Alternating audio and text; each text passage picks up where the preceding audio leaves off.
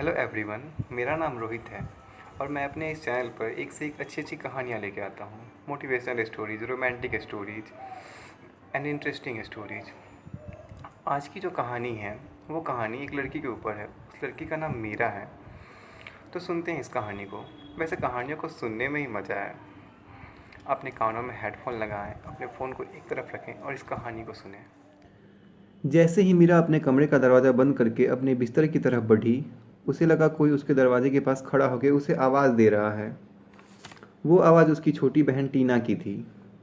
मीरा ने दरवाज़ा खोला तो देखा कि सामने टीना खड़ी है और वो मुस्कुरा रही है। मीरा ने गुस्से में टीना से कहा, मीरा, टीना, तुम इतनी रात को क्या करने आई हो?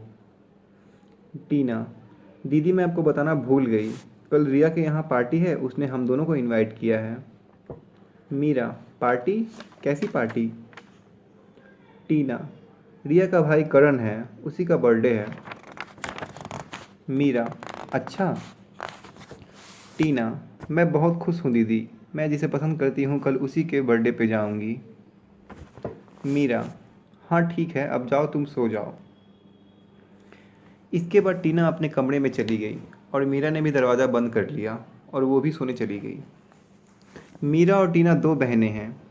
बचपन में इनके पापा का डेथ कार एक्सीडेंट में हो गया था। उसके बाद मीरा की माँ अपने दोनों बेटियों को लेकर अपने मायके चली आई और मायके में ही रहने लगी।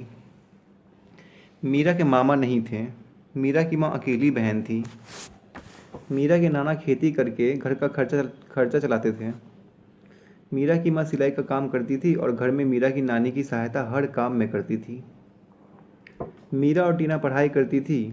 वो दोनों एक ही साथ पढ़ने जाती और दोनों एक ही क्लास में पढ़ती थी। वैसे उम्र उम्र में बड़ी मीरा थी, पर उसकी माँ ने दोनों को एक साथ ही पढ़ाना शुरू किया था ताकि दोनों हमेशा एक दूसरे के साथ रह सके। सुबह के 6 बजे थे। मीरा अपने बिस्तर से निकली और अपने कामों में लग गई। टीना रोज लेट उठती थी। शाम का समय हुआ। दोनों बहन पार्टी के लिए तैयार होने लगी। मीरा और टीना दोनों ज़्यादा खूबसूरत नहीं थी, लेकिन फिर भी अच्छी दिखती थी। मीरा ने टीना से कहा, मीरा, टीना, कुछ गिफ्ट ले लेते हैं। टीना, हाँ दीदी, मैं सोची एक घड़ी गिफ्ट कर दूं करण को। मीरा, अच्छा चलो घड़ी ही ले लेते हैं। मीरा और टीना ने मिलकर एक बहुत सुंदर घड़ी खरीदी गिफ्ट देने के लिए करण को। मीरा और टीना पार्टी में पहुंचे। रिया, तुम दोनों कहाँ थी? इतना लेट कर दी आने में। अब चलो जल्दी, केक कटने ही वाला है।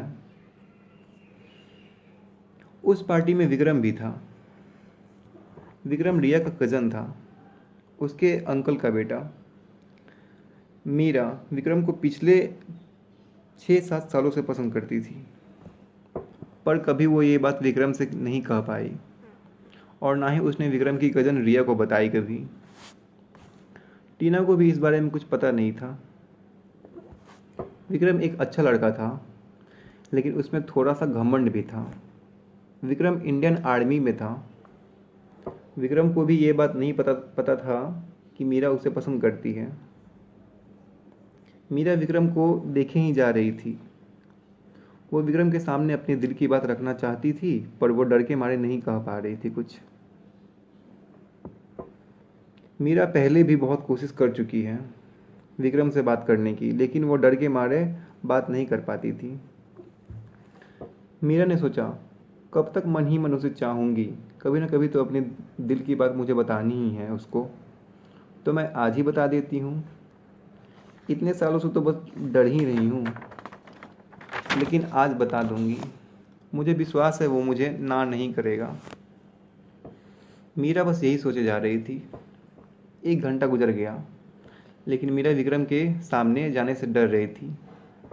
आखिरकार मीरा विक्रम के नज़दीक चली ही गई और विक्रम से बोली, मीरा, विक्रम जी, आपसे कुछ कहना चाहती हूँ।